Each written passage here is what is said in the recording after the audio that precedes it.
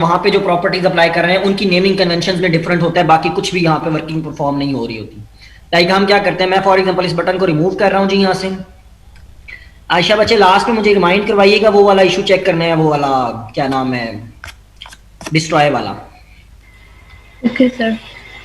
Okay, यहाँ से मैं कॉन्स्टेंट लेआउट को खत्म करता हूँ जी। ये कॉन्स्टेंट को मैंने यहाँ से रिमूव किया जी। जब भी आपने लेआउट चेंज करना है तो आपने सबसे पहला टैग जो है यहाँ पे उसको जो है वो मॉडिफाई करना है। तो मैं इसको क्या कर देता हूँ जी, रिलेटिव लेआउट कर दी। ओके, देखिए रिलेटिव लेआउट हो गया, तो स्टार्टिंग भी रिलेटिव हो गया और एंडिंग भी जो है वो उसका रिलेटिव लेआउट हो गया। अब रिलेटिव लेआउट के अंदर ही हम क्या करते हैं जी, यहाँ पे हम फॉर एग्जांपल उस डिजाइन व्यू से जाके दोबारा ड्रैग एंड ड्रॉप करते हैं जी एक बटन। ओके, ड्रैग किया, ड्रॉप किया, ये आके यहाँ पे जो है वो प्लेसमेंट हो गई है। मैं फॉर एग्जांपल इसको भी एंकर पॉइंट्स असाइन कर देता हूँ जी। मैंने इसको लेफ्ट से भी कर दिया, राइट से भी कर दिया, बॉटम से भी कर दिया, चारों साइड से मैं फॉर एग्जांपल इसको जो है वो असाइन कर देता हूँ जी। इसको मैंने उठा के यहाँ पे प्लेस कर दिया। अब जरा सिर्फ इसकी प्रॉपर्टीज देखिएगा। प्रॉपर्टीज में क्या हुआ है, डिफरेंट प्रॉपर्टीज अप्लाई हो गई। काम वही किया है जो आपने कॉन्स्टेंट लेआउट के अंदर कर रहे थे, उसको उसके एंकर पॉइंट से पकड़ा है और कहीं पे उसकी जो है वो एडजस्टमेंट कर दी। लेकिन जो यहाँ पे प्रॉपर्टीज यूज हुई है वो थोड़ी प्रॉपर्टीज की नेमिंग कन्वेंशन डिफरेंट है। बाकी काम दोनों का काम के लिहाज से जो है वो दोनों सेम है। वहां पे आपने सिर्फ 4 प्रॉपर्टीज को अप्लाई करके जो है वो उसको सेंट्रल लाइन कर दिया। तो मैं फॉर एग्जांपल यहाँ पे इसको भी सेंट्रल लाइन करता हूँ, इधर से भी इसको मैंने खींच दिया और इधर से भी इसको मैंने खींच दिया। ठीक है जी, ये आपने उसकी सेंटर अलाइनमेंट कर दी है। सेंटर तो नहीं बेसिकली बना हमने क्योंकि वो खुद से लगाया हुआ था। मैं इसको यहाँ से अंदाजन जो है वो यहाँ पे लगा देता हूँ जी। 310 और 373 है जी। थोड़ा सा इसको नीचे ले आते हैं जी, 343। चले हम इसको ये कंसिडर कर लेते हैं जी, 3 पॉइंट्स का डिफरेंस है तो हम ये कंसिडर करते हैं कि ये सेंटर लाइन हुआ है। सेंटर लाइन का मतलब है कि ये बटन जो है वो बिल्कुल सेंटर ऑफ द स्क्रीन जो है वो प्लेस हुआ है। देखें आपने कॉन्स्टेंट लेआउट के अंदर भी वो सेंटर ऑफ द स्क्रीन किया था, लेकिन वहां पे आपको सिर्फ कितनी प्रॉपर्टीज अप्लाई करनी पड़ी थी, 4 प्रॉपर्टीज के थ्रू ही आपका बटन जो है, आपका व्यू जो है वो सेंटर लाइन हो गया हुआ था। लेकिन यहाँ पे आपको क्या हुआ है कि यहाँ पे आपकी ढेर सारी प्रॉपर्टीज जो है वो अप्लाई हो के आपने बटन को जो है वो सेंटर लाइन किया। तो बेसिकली काम करने का दोनों का तरीकाकार सेम है, दोनों सेम तरह की वर्किंग परफॉर्म करते हैं, लेकिन इसके अंदर प्रॉपर्टीज ज्यादा यूज होती हैं और नेमिंग कन्वेंशन जो है वो डिफरेंट है। दूसरी चीज, जैसे हमने कॉन्स्टेंट लेआउट के अंदर कहा कि हमें कैसे पता चलेगा कि कॉन्स्टेंट लेआउट यूज हुआ है, तो वहां पे जो प्रॉपर्टीज यूज हो रही थी उनके साथ कॉन्स्टेंट का कीवर्ड लगा हुआ था। यहाँ पे आप प्रॉपर्टीज को देखें तो अलाइन का जो है कीवर्ड है वो लगा हुआ है। तो अलाइन का कीवर्ड अगर लगा हुआ तो आप ये समझ लें कि हमारे पास हमने कौन सा लेआउट यूज किया हुआ है, रिलेटिव लेआउट जो है वो आपने यूज किया है। थोड़ा इसकी प्रॉपर्टीज को देख लेते हैं जी। अब यहाँ पे आप प्रॉपर्टीज में देखें तो अलाइन पेरेंट स्टार्ट के आपने इसको पहले तो आपने जी अहमद बच्चे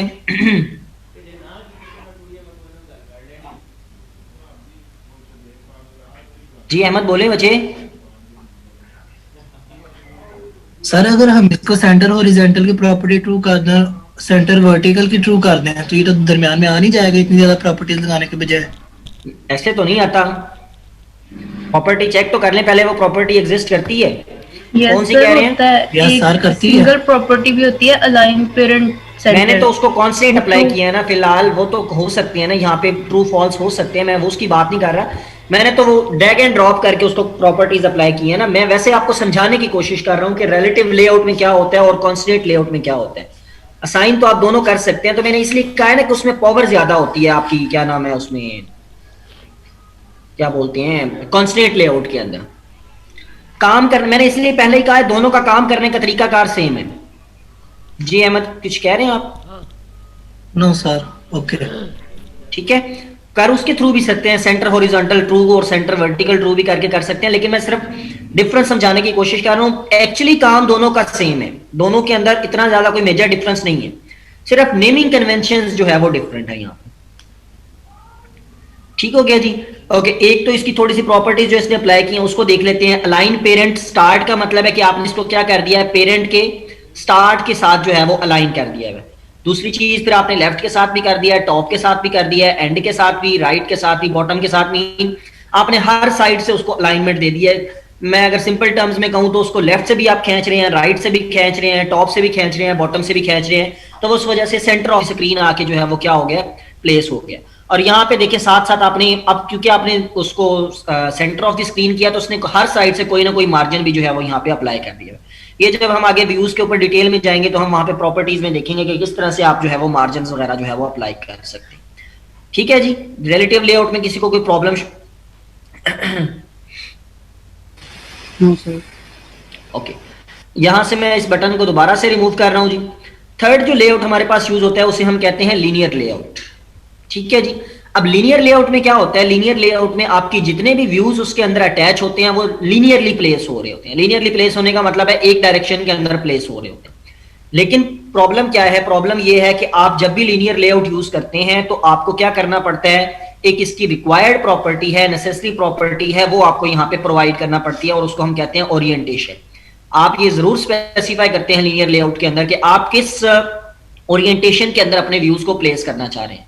लाइक मैं यहाँ पे ओरिएंटेशन अब आप दो तरह से प्रोवाइड कर सकते हैं जी। एक हॉरिजॉन्टल वे में प्रोवाइड कर सकते हैं, दूसरा वर्टिकल वे में प्रोवाइड कर सकते हैं। हॉरिजॉन्टल वे का मतलब है कि आपके जितने भी व्यूज प्लेस हो रहे होंगे वो एक दूसरे से आगे पीछे जो है वो प्लेस हो रहे होंगे। जबकि वर्टिकल का मतलब होगा कि आपके जितने भी व्यूज प्लेस हो रहे होंगे वो सारे व्यूज क्या हो रहे होंगे? वो व्यूज जो है वो आपके एक दूसरे के ऊपर नीचे प्लेस हो रहे होंगे। लाइक मैं फॉर एग्जांपल वर्टिकल यहाँ पे अटैच करता हूँ जी। ओके, डिजाइन व्यू में जाते हैं जी। डिजाइन व्यू में मैंने बटन को ड्रैग किया, यहाँ पे ड्रॉप कर दिया जी। दूसरे बटन को ड्रैग किया, फिर ड्रॉप कर दिया जी। तीसरे बटन को ड्रैग किया, ड्रॉप कर दिया जी। कोड स्प्लिट व्यू के अंदर हम जाके देखते हैं। देखिए हमने 3 बटन यहाँ पे ऐड किए हैं, तीनों बटन की जो विड्थ है वो हमने मैच पेरेंट कर दिया। एक अब यहाँ पे क्वेश्चन हो सकता है कि जी क्योंकि मैच पेरेंट हमने उसकी, अच्छा ठीक है, एक चीज हम यहाँ पे स्किप करनी है, वो ये है कि आप जब भी कोई व्यू ऐड करते हैं ना तो उसकी 2 प्रॉपर्टीज मस्ट होती हैं, 2 रिक्वायर्ड एट्रीब्यूट्स आपको देने लाजमी होती हैं। एक आपको उसकी विड्थ बताना जरूरी होती है, एक उसकी हाइट बताना जरूरी होती है। अब ये विड्थ और हाइट जो है वो 3 टर्म्स में आप प्रोवाइड कर सकते हैं। फर्स्ट ये होता है कि आप मैच अंडरस्कोर पेरेंट का कीवर्ड यूज कर लें। मैच अंडरस्कोर पेरेंट के कीवर्ड का मतलब होता है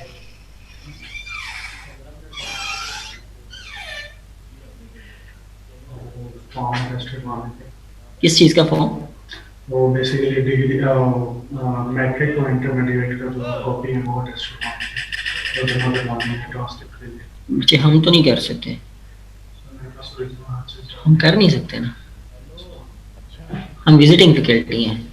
किसी परमानेंट फैकल्टी को देख लें, वो आपको कर दें। साद साहब वो परमानेंट है, साद रज़ाक साहब जी, वो इंचार्ज हैं department.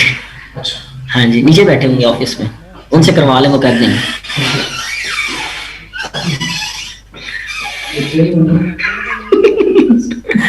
Okay, match underscore parent की हम बात कर रहे थे। मैच अंडरस्कोर पेरेंट का मतलब होता है कि जितनी उसकी पेरेंट की विड्थ या हाइट है। अब यहाँ पे अगर फॉर एग्जांपल मैं बटन की बात कर रहा हूं तो बटन का पेरेंट कौन है? बटन का पेरेंट लीनियर लेआउट है।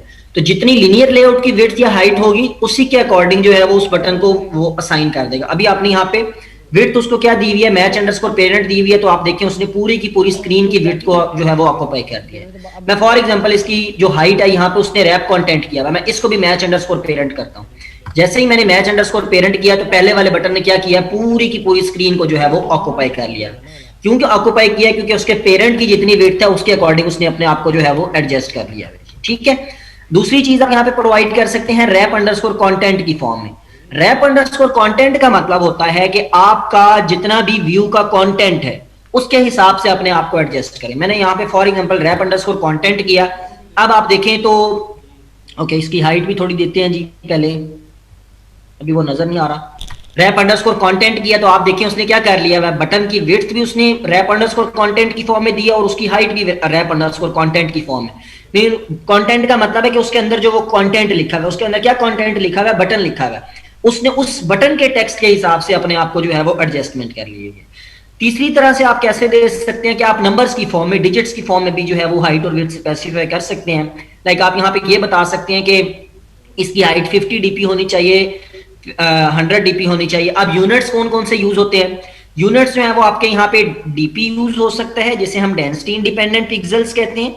दूसरा यूनिट एसपी यूज हो सकता है जिसे हम स्केल इंडिपेंडेंट पिक्सेल्स कहते हैं। तीसरा यूनिट आप पिक्सेल्स की फॉर्म में भी वैल्यू दे सकते हैं, लेकिन हम पिक्सेल्स की फॉर्म में वैल्यूज देने को प्रेफर नहीं करते हैं, क्योंकि आप जब डिफरेंट डिवाइसेस पे जाते हैं तो वहां पे पिक्सेल्स की जो वैल्यूज हैं वो डिफरेंट होती हैं, तो वहां पे फिर आपका लेआउट सही तरह से डिस्प्ले नहीं हो रहा होता, तो ज्यादा बेटर क्या है कि आप डेंसिटी इंडिपेंडेंट पिक्सेल्स में डीपी की फॉर्म में वैल्यू दें, या स्केल इंडिपेंडेंट पिक्सेल्स एसपी की फॉर्म में जो है वो वैल्यू दें, पिक्सेल्स की फॉर्म में आप वैल्यूज जो है वो ना दिया करें। तो मैं फॉर एग्जांपल इसको क्या करता हूँ जी, रैप अंडरस्कोर कंटेंट की बजाय 150 डीपी करके देखता हूँ जी। तो आप देखें 150 डीपी जैसे ही मैंने किया है तो उसने उसकी हाइट को क्या कर दी है, 150 डीपी के अकॉर्डिंग जो है वो मैनेज कर दिया है जी। जी बच्चे क्लियर है यहाँ तक? Yes sir. ओके, अब जी शुएब बच्चे। सर जो हमने रैप कंटेंट किया है इससे ना वो एक यानी स्पेसिफिक जो है ना लोकेशन वो ऑक्यूपाई कर रहा है, यानी कि टेक्स्ट जो है बहुत स्मॉल शो हो रहा है और साइडों पे डिस्टेंस काफी ज्यादा है। अगर उसको कम करना हो तो उसको कैसे करेंगे? किसको कम करना हो? जैसे सर आपने रैप कंटेंट लिखा ना 150 डीपी जहाँ पे लिखा है रैप कंटेंट था, तो वो एक यानी जो ऑटो उसका था ना उसके हिसाब से वो स्पेसिफिक लोकेशन ऑक्यूपाई कर रहा है, साइड पे डिस्टेंस है टॉप डाउन लेफ्ट राइट, ठीक है। तो